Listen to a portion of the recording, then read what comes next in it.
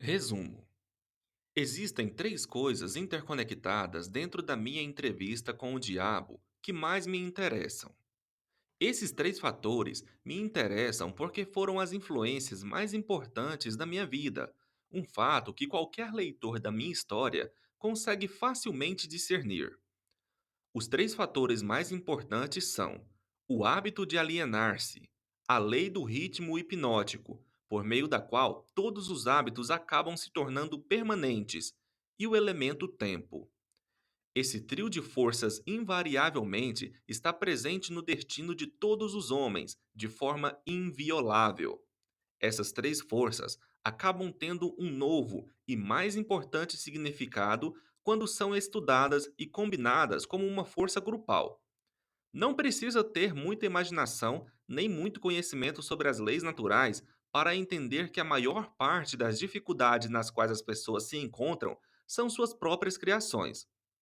Além disso, as dificuldades raramente são resultado de circunstâncias imediatas. Elas geralmente são o ápice de uma série de circunstâncias as quais foram consolidadas pelo hábito da alienação com a colaboração do tempo. Samuel Insull não perdeu seu império industrial de 4 bilhões de dólares como resultado da crise econômica. Ele começou a perder muito antes da crise, quando tornou-se vítima de um grupo de mulheres que o seduziram, tornando seus talentos de grande utilidade pública em uma grande ópera. Se em algum momento um homem na mais alta posição do mundo financeiro despencou devido ao poder da alienação, do ritmo hipnótico e do tempo, esse homem foi Samuel Insull. Estou escrevendo sobre o Senhor Inso baseado em um conhecimento profundo sobre a sua pessoa e as causas dos seus problemas, os quais datam desde o tempo em que servi com ele durante a Primeira Guerra Mundial até o momento de sua tentativa doentia de fugir de si mesmo. Henry Ford passou pela mesma crise que arruinou o Senhor Inso, mas Ford passou pela crise sem um arranhão e acabou no topo. Você quer saber a razão? Eu lhe contarei. Ford tem o hábito de não alienar-se em nenhum assunto. O tempo é um poderoso amigo de Ford, porque ele formou o hábito de usá-lo de forma construtiva e positiva, com a ajuda de pensamentos de sua própria criação, cercado por planos próprios. Pegue qualquer circunstância que você deseje, meça com referência ao seu relacionamento com o hábito da alienação, do ritmo hipnótico e do tempo, e você certamente terá as causas mais apuradas de todo o fracasso ou de todo o sucesso. Frank Roosevelt assumiu seu gabinete com um estrondo durante o seu primeiro mandato, mas ele tinha um propósito principal em mente, e esse propósito era bem definido. Seu objetivo era parar o estampido do medo e fazer com que as pessoas começassem a pensar e falar em termos de prosperidade nos negócios em vez de crise. Ao trabalhar na busca de seu propósito, não havia alienação. As forças de toda a nação estavam consolidadas e moviam-se como uma só, ajudando o presidente a alcançar o seu propósito definido. Pela primeira vez na história da América, os jornais de todas as inclinações políticas, as igrejas de todas as denominações, as pessoas de todas as raças e cores e as organizações políticas de todos os partidos uniram-se formando uma força estupenda, com o único objetivo de ajudar o presidente a restaurar a fé e a relação comercial no país. Em uma conferência realizada entre o presidente e um grupo de conselheiros de emergências, poucos dias após ele assumir a presidência, eu perguntei a ele qual era o seu maior problema. Ele respondeu: não é uma questão de maior ou menor. Nós temos apenas um problema, e esse problema é parar o medo e suplantá-lo com a fé. Antes do final de seu primeiro ano, o presidente havia vencido o medo e suplantado pela fé. E a nação estava vagarosamente, mas no caminho certo, saindo de uma vez por todas da selva da crise. No final de seu primeiro mandato, marque bem o elemento tempo. O presidente havia consolidado de forma tão efetiva as forças dos negócios americanos e da vida privada que ele tinha uma nação inteira o apoiando, pronta, desejosa e entusiasticamente apta a segui-lo, não importando o caminho que ele seguisse. Esses são os fatos bem conhecidos para todo mundo que tenha lido jornais ou escutado rádio. Então, veio outra eleição presidencial e a oportunidade para as pessoas expressarem sua fé no seu líder. Elas a expressaram com uma vitória sem precedentes na política americana, e o presidente assumiu o gabinete para um segundo mandato com uma votação quase unânime, perdendo somente em 2 estados. Agora, observe como a roda da vida começou a reverter-se e voltar-se para outra direção. O presidente mudou a sua política, baseada em definição de propósito, e entrou para a indefinição e para a alienação. A sua mudança na política dividiu o poderoso Partido Trabalhista e fez com que mais da metade desse grupo ficasse contra ele. Ele dividiu o que antes era quase sólido em ambas as casas do Congresso.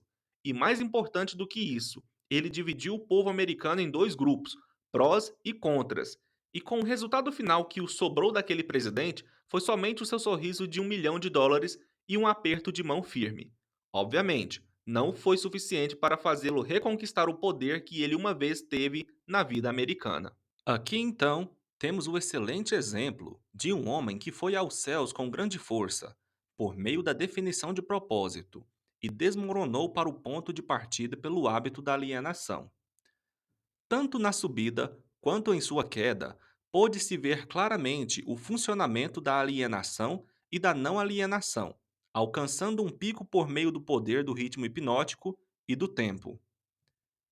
Em toda a minha vida, o diabo teve uma dramática história para contar sobre os seus negócios comigo. Ele viu eu me alienar e me desalienar em oportunidades de negócios, que muitos teriam dado tudo o que tinham para ter. Ele viu eu me alienar na minha política de relacionamento com os outros, particularmente na minha falta de cautela nos negócios. A circunstância que me salvou do controle fatal da lei do ritmo hipnótico foi a definição de propósito com a qual, finalmente, dediquei toda a minha vida para a organização de uma filosofia de realização pessoal, orientada para o sucesso.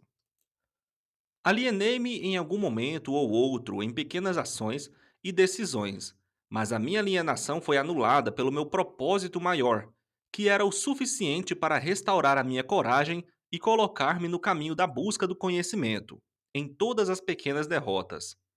Aprendi alguma coisa da natureza danosa do hábito da alienação enquanto estava engajado em analisar mais de 25 mil pessoas na conexão com a organização da lei do sucesso.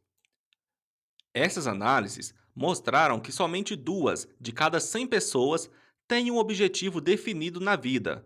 Outras 98 foram pegas pelo hábito da alienação. Parece-me mais do que uma coincidência que minhas análises claramente corroboram as afirmações do diabo, de que ele controla 98 de cada 100 pessoas, devido justamente ao hábito da alienação. Olhando para o passado e analisando a minha própria carreira, posso ver claramente que eu poderia ter evitado a maioria das derrotas temporárias com as quais me deparei, se eu tivesse, naquele momento, seguido um plano para a obtenção do meu maior propósito na vida.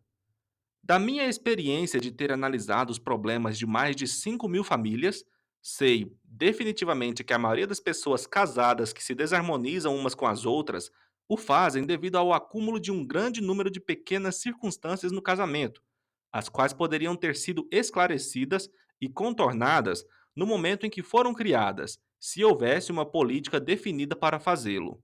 Elas não vivem a sua vida de casal com definição de propósito. Assim a história é feita, desde o princípio dos tempos. O homem que tem o plano mais definido, com propósito e força, caminha para a vitória. Os outros correm para conseguir abrigo e acabam sob a liderança daqueles que são mais determinados. A resposta não é difícil de encontrar. Não há necessidade de olhar para o céu para encontrá-la. Da minha parte, eu preferiria procurar a resposta no diabo, porque ele me contaria rapidamente que a vitória vai para as pessoas que sabem o que querem e que estão determinadas a consegui-lo.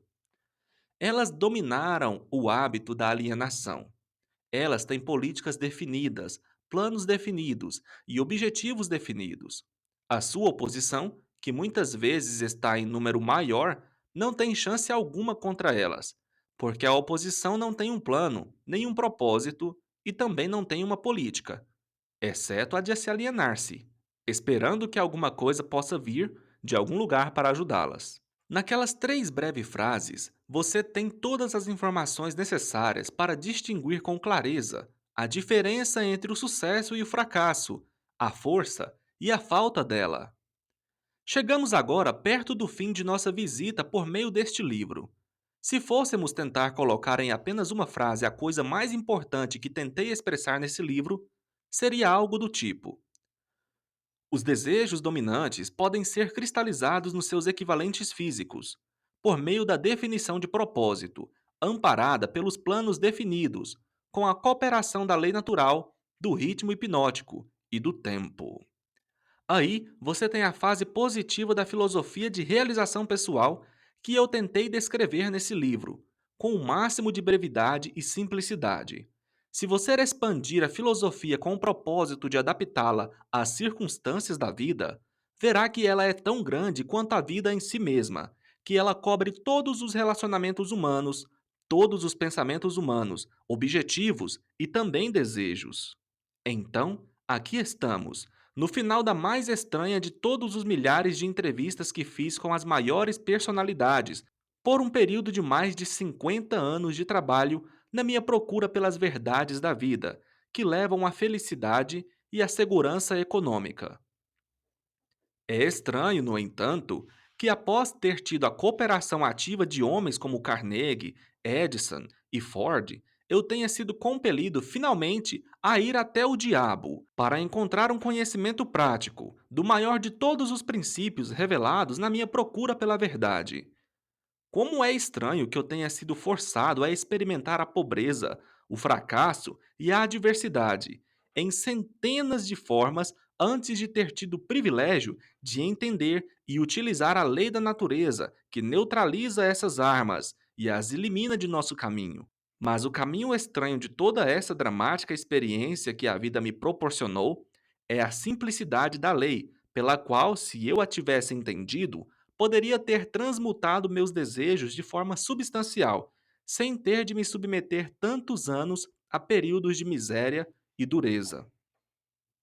Eu enxergo agora, no final da minha entrevista com o diabo, que eu estava carregando em meus próprios bolsos os fósforos com os quais o fogo da adversidade estava me queimando. E vejo também que a água com a qual esse fogo poderia ter sido extinguido estava em grande abundância, sempre disponível, esperando pelo meu comando.